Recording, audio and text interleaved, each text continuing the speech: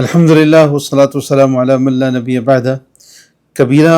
گناہوں کا ہم نے سلسلہ شروع کیا تھا۔ سب سے پہلے ہم نے مقدمے میں ایک آیت اور ایک حدیث سنی تھی،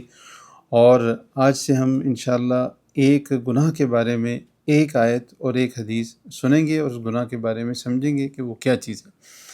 تو سب سے پہلا گناہ جس کا ہم کبیرہ گناہوں کے طور پہ ذکر کرنا چاہ رہے ہیں وہ ہے اللہ کے ساتھ شرک کرنا۔ اللہ کے ساتھ شرک کرنا یعنی اللہ کے علاوہ کسی اور کی عبادت کرنا،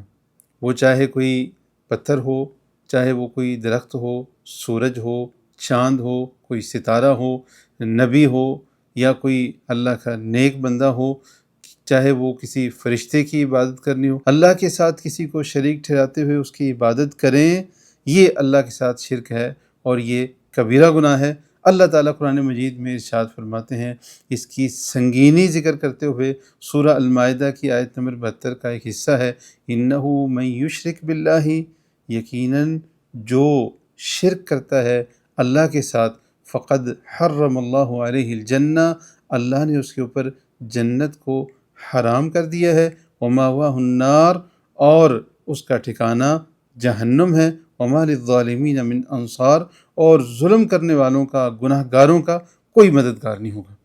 اور اسی بات کی وضاحت بہت سی احادیث سے ہوتی ہے، ان میں سے ایک صحیح بخاری کی حدیث نمبر 2766 اور صحیح مسلم کی حدیث نمبر 89، حضرت ابو ہریرہ رضی اللہ عنہ اس کے راوی ہیں کہ رسول اللہ صلی اللہ علیہ وسلم نے ارشاد فرمایا، اجتنبوا السبع الموبقات، 7 چیزیں جو جہنم کو واجب کر دیتی ہیں اس سے بچو۔ قالوا یا رسول اللہ وما ہن، صحابہ نے سوال کیا اللہ کے رسول صلی اللہ علیہ وسلم وہ 7 چیزیں، وہ چیزیں کون سی ہیں؟ آپ نے فرمایا الشرک باللہ، سب سے پہلی چیز ذکر کی کہ اللہ کے ساتھ شرک کرنا۔ اس کے علاوہ بہت ساری روایات میں جس میں نبی علیہ الصلوۃ والسلام نے شرک کی سنگینی کا ذکر کیا مختلف الفاظ میں، جس میں سے ایک یہ ہے کہ یہ اکبر الکبائر، کبیرہ گناہوں میں سے بھی بڑا گناہ ہے اللہ کے ساتھ شرک کرنا۔ اللہ رب العالمین ہمیں اس سے